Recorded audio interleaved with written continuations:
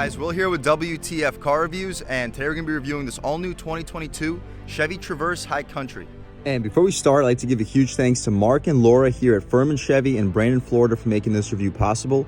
These guys have an impressive inventory. I'll leave a link to it below, and if you're in the market for a new car or truck in the Tampa area, I would definitely recommend checking these guys out. And for those of you guys who don't know, the Traverse has been Chevrolet's midsize three-row SUV since 2009. That's when the first generation was released. The second generation, which you see here, was released in 2019, refreshed in 2022. So this vehicle has all new styling, which we will go over in 1 minute. The midsize three-row SUV segment has quickly become one of the most competitive in the automotive market. The Traverse starting at $33,700 for the L trim, moving all the way up to $51,200 for this High Country. What do we get for that money? Let's jump right in. So up front, you notice your all new updated lighting. Up top, we get a nice daytime running strip. That is not our headlight. Our headlight's actually beneath, outlined in a second daytime running strip. Full LED for the low and high beam. Beneath, no functional airflow, but I do think it aids with the styling. The grille has a nice gold finish to it. Not quite sure if you guys can pick it up on camera, but it's a very similar color to the Chevy badge. Forward facing camera beneath. I'm liking the black contrast with this really beautiful white metallic paint color. The daytime runners, of course, aren't actually flickering in real life. We'll take a step back. Hopefully you guys can get a good sense of this vehicle's front styling. Solid airflow too for the radiator for this 3.6 liter V6, making a very healthy 310 horsepower and 266 pound-feet of torque. As far as the wheel and tire setup, here we have a pretty basic gunmetal gray silver contrasted 20-inch rim wrapped in 255/55 R20 Continental Cross Contact LX20 Eco Plus tires. Some of the better all seasons in the business, and this 55 series sidewall should really help when it comes to ride quality. No plastic cladding outside the wheel well. Everything's body color, and we get these nice little fender flares too. High Country badge on the side, a little bit of chrome for the bottom area, chrome door handle, smart access for all 4 passengers. That is nice. Chrome surrounding the window trim, blacked out B-pillar. But overall, I'm really liking the side profile. I'll take a step back. Hopefully you guys can really pick it up. It does look very long. The side profile, I definitely see the GMC Acadia heritage, but we can take a step closer. As far as the mirrors, you notice your LED turn signal.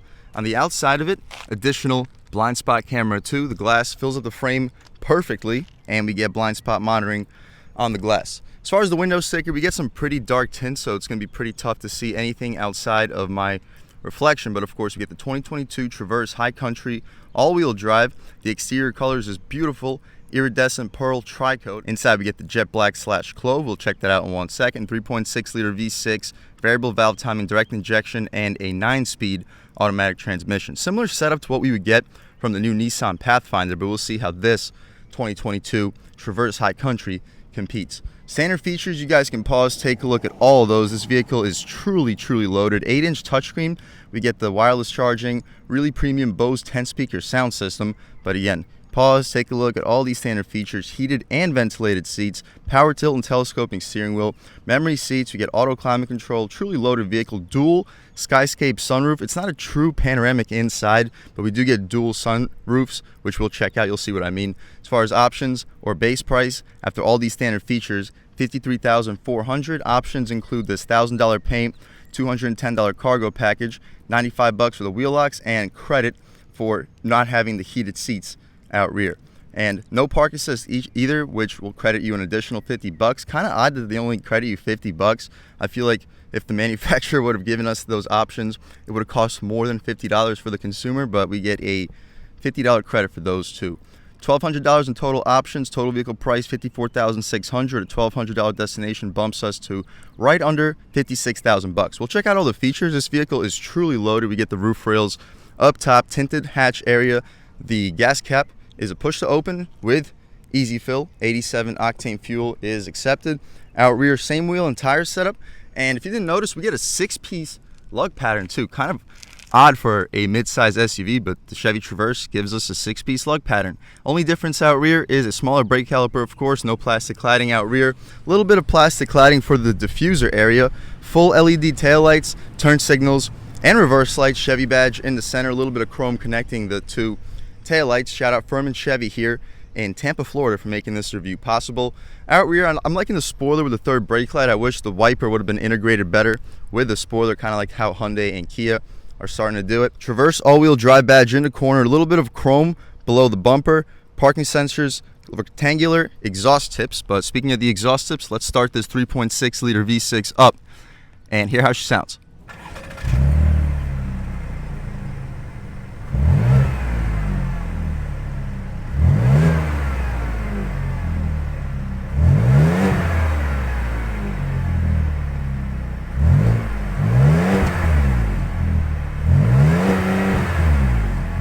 All right, guys, that was, of course, the sound of the 3.6 liter V6 sold by GM for the 2022 Traverse High Country. We'll pop this hood up as soon as you figure out this latch. Thumbs up for the struts, definitely appreciated. But here you have it, 3.6 liter V6 making 310 horsepower, 266 pound-feet of torque.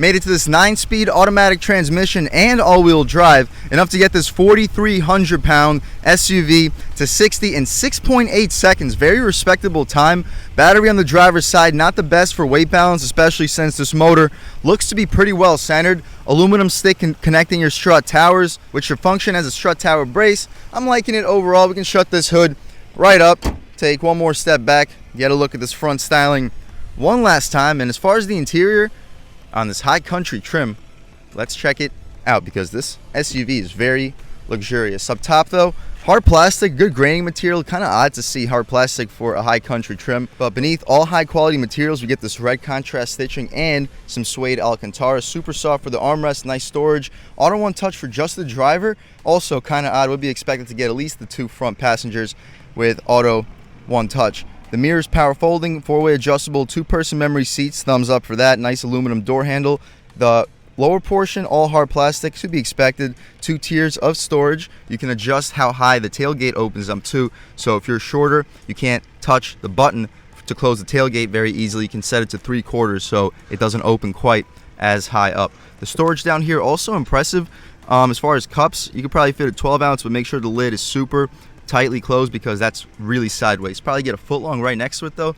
Thumbs up for storage. 10-speaker Bose premium audio system. It sounds pretty good. And if you guys can notice this nice funky, I'm not quite sure what to call it, but it is a very unique looking trim. Chevrolet nameplate as we step inside. The seats have a nice red perforated texture to them. I'm liking them. High Country badging on the headrest.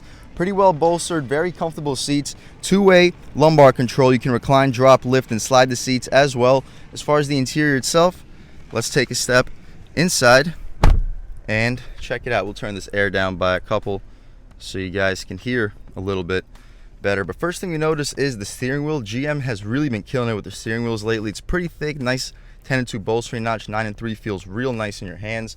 Not a flat bottom, but I am liking the 6 o'clock spoke. The horn area is rubberized. As far as the horn itself, really aggressive sounding horn. One of the more aggressive sounding horns we reviewed in this channel. Basically straight out of the trucks. Cruise control settings on the left side, forward collision alert, which you can disable. We get a heated steering wheel, voice commands, phone settings, and this adjusts your digital display and infotainment. Right now we're currently looking at 170 mile-an-hour speedometer. Pretty interesting. My Camaro LT1 doesn't even get that. My Camaro just goes to 160. I'm sure this SUV is not going to 170, but it's still nice to get the 170 on the dash. About a 6,600 RPM tach on the left side. We get the voltometer on the right, which is a great feature. Coolant temperature and gas level. The adjustments include a trip computer, trip A, trip B, fuel range, instant fuel economy, remaining oil life, tire pressure, the brake air filter life, last 50 mile information, and a timer at blank screen as well. But my personal favorite to look at all times would just be this digital Speedo.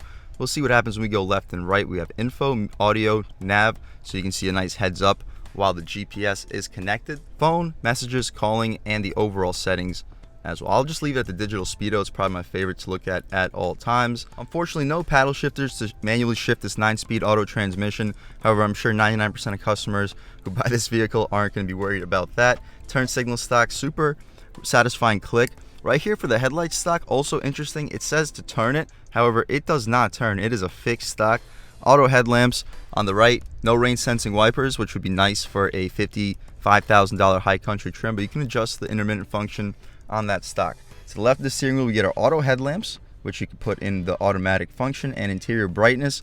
More of that cool looking trim surrounding your air vents. Soft stitched leather over here, which is nice for the parts of the dashboard where you will be touching. Engine start stop on the right side of the steering wheel. The touchscreen also super responsive, and this is with the plastic screen over it. I can only imagine how much better it'll be once it's off. But still, huge thumbs up to GM for their touchscreen. The home screen includes Apple CarPlay, Android Auto, Wi-Fi hotspot, nav, user settings, all that. Very similar to what we would get in the Camaro LT1. However, here we get the camera, 360 forward-facing camera, super adjustable. You get the rear view camera too. We get an overhead rear view camera and an overhead front view camera. Blind spot cameras, you can see the rear blind spots and the front blind spots. Trailer hitch camera, also super impressive, as well as you can disable your 360. My favorite to look at would be, I guess, this one. You can come out of here, press this button. As far as this button, I'm not quite sure what this does, but we'll press it. Not sure. Well, leave it in the comment section. Let me know what that one does, but you can skip your songs, adjust the volume with a pretty satisfying click to it. Ventilated seats, heated seats, dual zone auto climate control, vented and heated seats for the passenger too. 2 USB ports, aux port, 12 volt, wireless charging pad, thumbs up, and some decent storage outside of it. The area for where your knee will often hit is just hard plastic. We get some aluminum surrounding your gear selector, which controls the 9-speed auto transmission. 2 cup holders with a pass-through, which is a good spot for a phone. Transfer case, which allows you to adjust between 2 and 4-wheel drive. We're currently in 2. We'll try an acceleration off the line in 4-wheel drive, see how it performs, but we'll also try one in 2-wheel drive, see if it's even necessary to use 4-wheel drive for daily conditions. But as soon as we put it into 4-wheel drive, the all-wheel drive lights right up. Pretty cool, but we'll start off in 2, transition into 4, and see what the differences are. Auto start stop, which you can disable. Lane departure warning or lane keep assist, you can disable as well. Parking brake, no auto hold, not really a big deal. The armrest is really large and super soft. Big thumbs up for that as far as the console space. Pretty impressive. You can fit a couple iPhones right over here. Take this tray out, and wow, almost the size of the Tahoe Suburban armrest. You're probably fitting like 3 2-liter bottles of soda in there. It is a massive console, easily fitting a 12-pack. Huge thumbs up. You can put this tray right back, close her up. As far as the glove box, we can open it up right here. Damped, not lined with felt, but it is massive. You're fitting 20-25 license plates in here with no problem. Nice soft leather stitch trim right above it. The rear view mirror is frameless, auto dimming, and it's a camera. So right now we're looking at an actual mirror. You see the phone's reflection. You pull this latch, we're looking at the camera and seeing everything directly behind us. The rear view mirror also has 3 garage home link settings on it. 2 sunroofs. You can slide, well, the first one is slid open right now. You see the rear air vents right behind it, and an additional sunroof behind that. To open it up, you double click, or I guess hold, and it's not an auto opening process. You got to keep your finger on the button, but here we have it. We got dual sunroofs. You can open up the first one. The second one does not open up, but we'll see how far it opens. Pretty impressive. We'll see if it goes any further. Nope, that's about it. Pretty beautiful day today in Brandon, Florida. Sunny and 85 degrees. We can close this sunroof up, which does close automatically. Thumbs up for that. We'll leave the shade open so you guys can see how much light is brought into the cabin once we hop out back. And the garage home link settings are actually right up here. The buttons on the mirror control the camera display. I apologize for that. Also nice that we get the power tilt and telescoping steering column. Big thumbs up for that. But that's about it for the front seat and features of this 2022 Chevy Traverse High Country. Let's hop out back, see how much space is offered back there. Check out the third row, check out the trunk, and take it out for a drive. All right, guys, step into the back seat of the 2022 Chevy Traverse High Country. Up top, everything's still hard plastic. Nice stitching beneath with some suede Alcantara. Super soft for the armrest, cup holder, and some storage. No auto one touch for the power windows, but not a big deal. Nice aluminum grab handle, 2 tiers of storage. Pretty decent amount of space. You guys can check it out right there. But you see is basically we get the rear seats still have that nice red perforated texture to it. Not as much bolstering, however, but they are adjustable. We'll check it all out right here. I'm 6 feet tall, sitting behind my seat settings, and wow, really impressive amount of legroom. I still have like at least like 8-9 inches of leg space. Mat pockets behind both of the front seats. Third zone climate with heated seats, 2 USB ports, and a AC adapter. A little bit of storage beneath, and we get captain's chairs, so no console. However, each back passenger, rear passenger gets this pretty nice armrest. The light brought into the cabin thanks to these dual sunroofs is also pretty impressive. As you see, not the sunniest day right now in Tampa. We got some clouds, but hopefully you can still pick it up. The air vents blow directly into your face, which is also nice. But what you see is basically what we get. We can hop out here, check out the third row, and I'll catch back with you in 1 second. All right, guys, to hop into the third row, unfortunately, it doesn't like lift up like a lot of the competition does or slide forward for you, but it's still pretty easy access for someone that's 6 feet tall. Reasonably spacious. Is pretty easy compared to vehicles like the Acura MDX. And speaking of the Acura MDX, more legroom too. Pretty spacious, and the captain's chairs definitely make it more functional. USB port, also cup holder, some storage trays, additional air vent blowing directly in your face, LED lighting, nice. And same thing on the passenger side. And this third row has 3 seat belts, so you can fit 3 people back here. This vehicle does seat 7, seating 8 if you don't go for the captain's chairs. But what you see is basically what you get to hop out of here. I don't see any buttons. Let me know in the comment section if I'm mistaken, but it doesn't look like there's any way for me to get out of here by myself out of the third row without crossing through this little center area, which is kind of ridiculous. I would expect there to be a button for the third row passenger to just fold the rear seat down. Not the biggest deal, I guess. Most kids that are sitting back here will just be let out from the back seat passenger. To get into the trunk, there's a button underneath the tailgate, and it'll open right up automatically, electrically assisted. And with the third rows up, you still get a decent amount of space. The tonneau cover is going to be in the way a little bit of secret storage beneath, which is actually pretty spacious. You can remove this tray, and with that you can leave the third rows up permanently and have a little bit of additional storage. A small cutout between the wheel wells on the left side, nothing on the right. However, we get an electrically assisted third row. You can just press the buttons and the third rows fold down. Watch this. So you press the down button, seats fall down, you press the up button, and the seats fall right back up. But we can fold it down. See how much space we have in the tailgate or trunk area with the third row down, and pretty impressive. You fold those second row seats down, I'd expect you to fit anywhere between a 70 and 80 inch TV. Really impressive tailgate, no smaller than the Ford Explorer. Definitely a thumbs up. We'll put this tonneau cover away, press the button right up top, and again, this tailgate can be adjusted to only open 3/4 of the way for the shorter drivers. But that's about it for the inside and outside of this all-new 2022 Traverse all-wheel drive high country. Let's take it out for a drive. All right, guys, now we've just about seen everything we need to see with the inside and outside of this all-new 2022 Chevy Traverse high country. Let's take it out for a quick drive and see how she performs.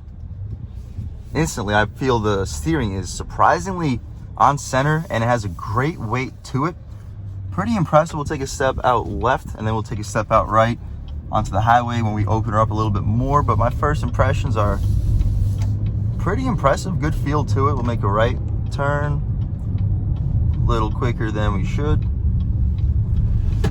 Wow, feels pretty good. Third throttle. Ooh, picks up nice. We got a car coming. Can't throw it in too quickly, but it handles the bumps incredibly. Wow, the ride quality is excellent. About half throttle. Ooh, this thing pulls real hard. Wow, I'm actually astonished with how well it's handling these bumps. It's handling them better than the high country Silverado that we just reviewed in this channel. It's just another bump right here. Boom. Boom. Wow. This feels really refined. Surprisingly so. The steering is great. The ride quality, excellent. Look at this, huge bumps. Boom, boom, boom. We'll let this truck do his thing. All right, guys. Coming back out. We're approaching the legendary roundabout where we can test out this Traverse High Country's handling. Make sure everything's clear. Everything is. And okay, coming out. Woo. A little bit of body roll, definitely noticeable, but it is predictable. It's not loopy. Nice and tight, like most of the new GM vehicles, thrown in a little bit faster than we should. Nice and tight. Woo. Feels strong. Feels pretty strong. But we'll try an acceleration off the line right over here. And I'll catch back with you in 1 second. All right, guys, off the line, we're gonna do it in 4-wheel drive. Okay, and there's a car coming, so we're not gonna do it right now. But another thing I just noticed, the throttle gets a lot less sensitive when you have it in 4-wheel drive. In front-wheel drive, as soon as you start leaning into that gas pedal, you get a really strong bite from the motor. However, here in 4-wheel drive, you definitely feel a little bit less when it comes to throttle response. But it looks like not the perfect road to do an acceleration off the line. There's a guy that's going to walk in behind that truck any second now. No, looks like we're good. Okay, off the line, 4-wheel drive. Ooh, pretty strong. There we go. Okay, yeah, so I can see 0 to 60 happening in the lower 7-second range in 4-wheel drive because it doesn't have that off-the-line smack like it has in the front-wheel drive modes. But in front-wheel drive, if you can get a good launch, I could see 0 to 60 happening in the higher mid 6-second range. Just in the 4-wheel drive, the power is being distributed to more wheels, so you can't expect there to be the same type of response. But it looks like we can take a step out onto that multiple lane highway, throw it back into 2-wheel drive mode once we come to a complete stop. I'm pretty sure you can do it on the fly, but just to be safe, we'll get back into a complete stop, throw it into 2-wheel drive. Cool. And we'll take off. Cool. Yeah, way more sensitive gas pedal in front-wheel drive. Not even close. All right, guys, taking a step out onto the multiple lane highway on the gas.